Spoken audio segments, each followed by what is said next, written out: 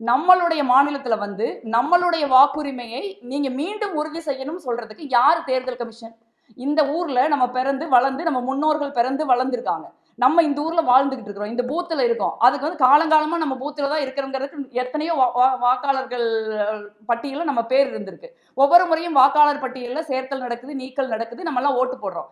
இப்ப எதுக்கு வந்து நீங்க தமிழ்நாட்டுல இருக்கிற 6,36,00,000 பேரும் புதுசா வந்து இந்த பேப்பரை ஃபில்லப் பண்ணி கொடுத்தாதான் உங்களுக்கு ஓட்டு, இல்லைன்னா உங்களுக்கு ஓட்டு இல்லை அப்படின்னு சொல்றதுக்கு இந்திய தேர்தல் ஆணையத்திற்கு என்ன அதிகாரம் இருக்கிறது?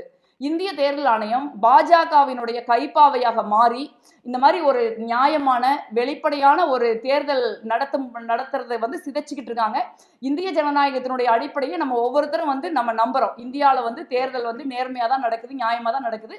நம்ம ஓட்டு போட்டு தான் ஒரு அரசாங்கம் ஜெயிக்கவோ இல்லை ஒரு கட்சி தோக்கவோ வந்து செய்யறாங்க அப்படிங்கிற நம்மளுடைய முழுமையான ஒரு நம்பிக்கையை சிதைப்பதற்குரிய வேலையை இந்த எலெக்ஷன் கமிஷன் செய்யுது. எவ்வளவோ பேர் வந்து படிக்காத எழுத படிக்க தெரியாத மக்கள் இருக்காங்க. எவ்வளவோ மக்கள் வந்து அன்னைக்கு காலையில வேலைக்கு போனாதான் அன்னைக்கு சாப்பாடு. ஞாயிற்றுக்கிழமை கூட நிக்காம வேலைக்கு போற எத்தனையோ குடும்பங்கள் நம்ம கரூர்லயே இருக்காங்க. ஸோ இவங்க எல்லாரும் வந்து எப்படி திருப்பி கொடுப்பாங்க? இவங்க எல்லாருக்கும் எப்படி இது எழுத தெரியும்? எல்லாரும் வந்து 2002க்கும் இப்ப இருக்கிற தேர்தலுக்கு இடையில டெத் சர்டிபிகேட் கொடுக்க வேண்டிய தேவை ஏற்பட்ட எங்க டெத் சர்டிபிகேட் போவாங்க?